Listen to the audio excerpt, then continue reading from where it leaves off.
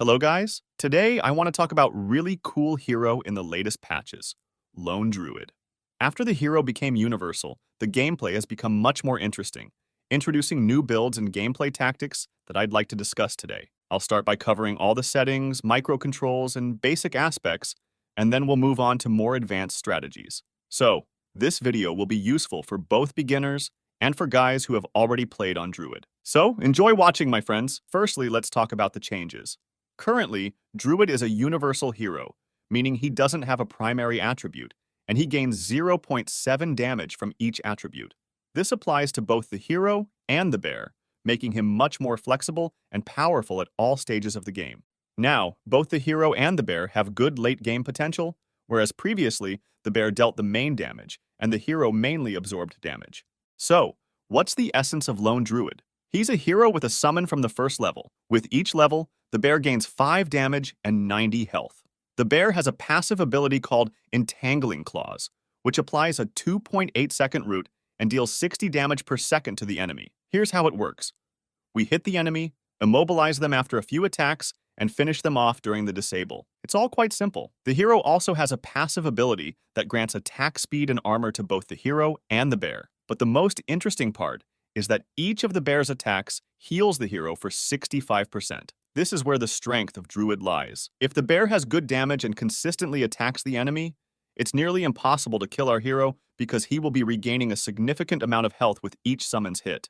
Moreover, the hero and the bear deal increased damage to buildings, allowing us to quickly push enemy towers. Considering that the hero and the bear gain a lot of base damage from stats, towers literally fall in a matter of seconds. Now let's talk about the settings. Since the hero has a summon, beginners might face challenges in microcontrol. However, it's actually quite simple. Go to the settings and set the keys to select the main hero on F1, select all units on the button 1, and select other units on the button 2. You'll also need a button for toggling between units. By default, it's set to tab. So here's the essence of it. Most of the time, we'll be controlling the hero and the bear using button 1. We select all our units and give them commands to attack, move, and so on. During the game, we often need to switch to the bear, especially when we're assembling artifacts that require button presses, such as phase boots, diffusal blade, abyssal blade, and so on.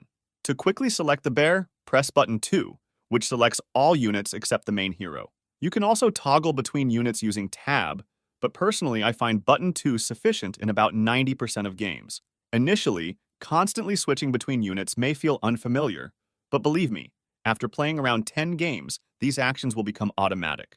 Practice is key. Next, let's talk about lane choice. I'll be discussing Lone Druid in the mid lane, which is currently the most effective role for him. Mid lane allows Druid to acquire enough farm, gold, and experience to quickly snowball, and his high damage output gives him an advantage over most heroes in the laning phase. However, Druid can also perform well in the safe lane. It's challenging to lose the lane due to the significant sustain provided by his massive lifesteal. If you have a strong support with disables, you can easily secure kills with the help of Entangling Claws. Now let's talk about the item build. Since Druid is now a universal hero, his item build has become much more interesting. In the beginning, we take 5 iron branches for the hero and a quelling blade plus 4 branches for the bear. Each branch provides a universal hero with 2.1 damage, making branches the best choice for universal heroes. Next, we get phase boots for our bear. With these boots, we can farm more efficiently and harass the enemy in the lane better. If we are up against a hero that we can potentially kill in the lane, such as Exort, Invoker, SF, or Storm, I usually opt for Orb of Corrosion as the first item. Now, it provides good attack speed, armor, and slows down enemies. It's the perfect early game item for the summon. After phase boots, our first major item will be Diffusal Blade.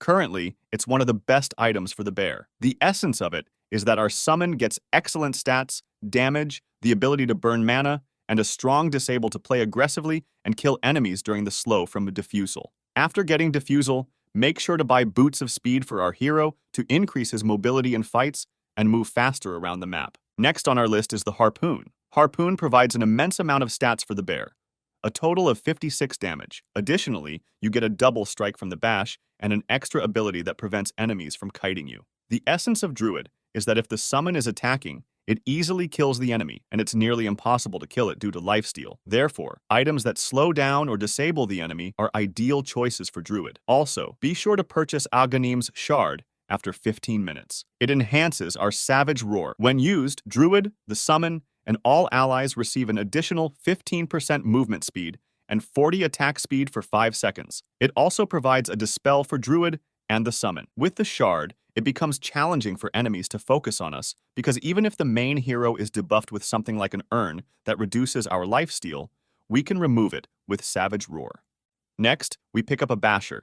It's an additional disable, one of the best items for Druid. In combination with Diffusal Blades, Roots, and Basher, no enemy can escape from us. In many games, after getting Basher, the matches will come to an end. If the game has entered the late game, then the next item I take is a Bloodthorn for the bear. Now this item gives 100 attack speed, silence, and true strike on the enemy, and under Bloodthorn each hit the hero and the bear deals 60 magic damage to the enemy. This is one of the most powerful DPS items for heroes with summons. In addition, in the late game when the BKB does not last very long, this item performs well.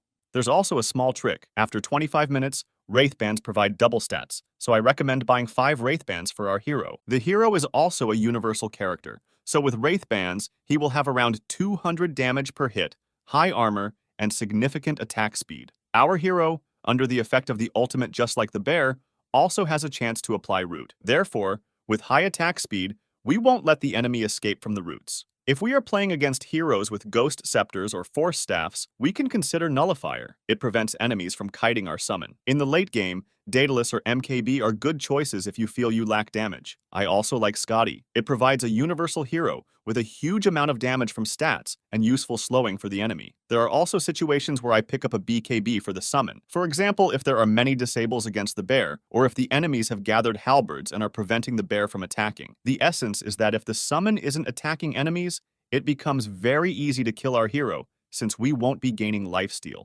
Next, let's talk about the skill build. At level 1, we take the bear to deny and last hit creeps. After that, we max our passive and the bear. By level 8, they should both have 4 skill points invested. However, there's a small trick. Many players often leave a skill point unspent on the bear. The point is that when we skill up the ability Summon Spirit Bear, our old bear unit dies, and a new one appears in its place. The new bear has no cooldown on roots, allowing us to apply roots to an enemy twice. Additionally, all disables are removed from the new unit. For example, if Tinker cast Laser on the summon, and you upgrade that skill point, the dispel effect from Laser is removed from the summon. Next, at level 9, I take the ultimate. The essence of the ultimate is that it adds armor, a significant amount of health, and changes our attack type from range to melee. The attacks also have a chance to root enemies.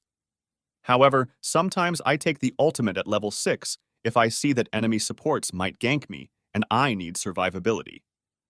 With the ultimate at early levels, it becomes nearly impossible to kill you. At level 10, I take the talent for plus 25 movement speed on the Spirit Bear. The faster the bear moves during fights, the harder it is for the enemy to kite it. At level 15, I choose the talent for reducing the cooldown of Savage Roar. Since, with the Shard, this spell provides additional attack speed and movement speed, using it frequently becomes a valuable buff. At level 20, both talents are good, but personally, I prefer the cooldown reduction for the ultimate. With this talent, our hero can always be under the effect of the ultimate, making him nearly unkillable. Sometimes enemies can quickly focus the hero when he's not in true form, and this talent eliminates that vulnerability. At level 25, I take the talent for reducing the attack interval. It provides a significant attack speed boost to our summon, turning the bear into a killing machine. Moving on to neutral items. In this aspect, Druid has a small peculiarity. You can only carry one item from each tier at a time. I mean, you can't have a tier 1 item on the hero and the summon simultaneously. However, you can carry items from different tiers. For example, a tier 1 item on the hero and a tier 2 item on the summon. So the best tier 1 items include Broom Handle, Spark of Courage, Duelist's Gloves, and Lance of Pursuit. If none of these drop, you can consider stat items like Occult Bracelet and Pigpole. Since Druid is a universal hero, these items will provide us with good damage. Of course, we give these items to our summon as it is our primary source of damage. From tier 2, I like Specialist's Array, Vambrace, Orb of Destruction, and Pupil's Gift.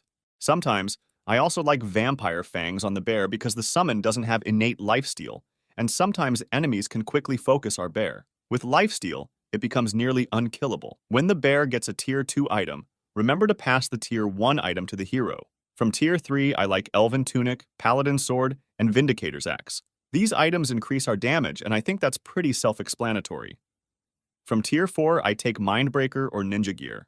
Now, on to the gameplay. In the early game, we can dominate the lane by last hitting and denying most creeps. The hero and the summon together have about 100 damage per hit, so I recommend focusing on farming. If we're playing against a melee hero, we can start harassing them from the early levels. As mentioned earlier, there's a way to apply 2 consecutive roots to the enemy, and this can be used to kill melee heroes. If we're up against a ranged hero, it's better to focus on last hitting. I also recommend carrying a teleport scroll for the bear. If the summon has low HP, it's much wiser to send it back to base to heal rather than summoning a new one, because the cooldown for summoning the bear is quite long. If you get killed without the summon, you'll be without it for almost a minute, and that's not ideal. Trust me on this. Some dedicated druid players even go to the extent of going behind the enemy tower and blocking access to creeps. This is achieved by using the hero to tank the creeps, with the hero constantly healing every time the summon attacks enemies. However, this strategy doesn't always work and can be countered by enemy supports, so let's not focus too much on this method. So, at the 5-minute mark, with a catapult, we can easily take the enemy tower. The key is not to lose the catapult, and to achieve this, you can use the glyph or tank with the summon. After breaking the tower, our goal is to farm up Diffusal and start actively moving across the lanes. To farm more efficiently, we tank with the main hero and hit with the summon. The main hero will heal, and we won't be spending the summon's HP. With Diffusal, we have significant kill potential, so farming too much on Druid is not recommended. To switch lanes, you use a teleport scroll on the hero, and then teleport the bear using its first ability, which is usually bound to the Q key. After a successful gank, proceed to break the enemy towers. The bear can capture the map early, breaking enemy towers and placing vision strategically. In team fights, it's crucial to understand the following. You have 3 buttons to disable enemies: Diffusal, Savage Roar, and Harpoon. It's important not to use them all at once, so that you have more options for killing enemies in fights. Always start with Harpoon. With a high probability, you use Root on the enemy and won't let them escape. Next,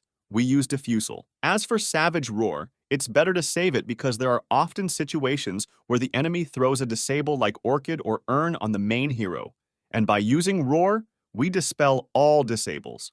When you've taken down the enemy tier 2 towers, I recommend going to take Roshan. To quickly take Roshan, we tank with the main hero, and the bear heals us. We take the Aegis for ourselves because with Aegis, our summon doesn't die on the first death. After obtaining the Aegis, we push the enemy tier 3 tower.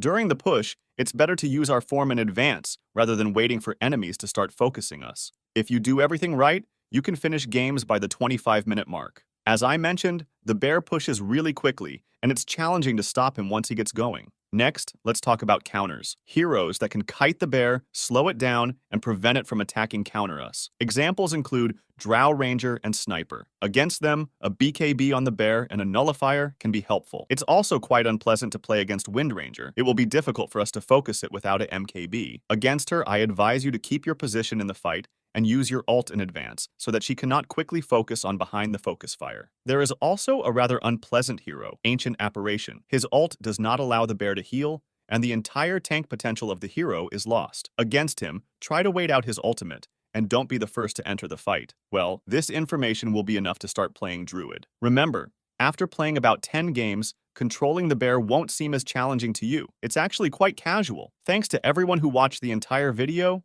See you.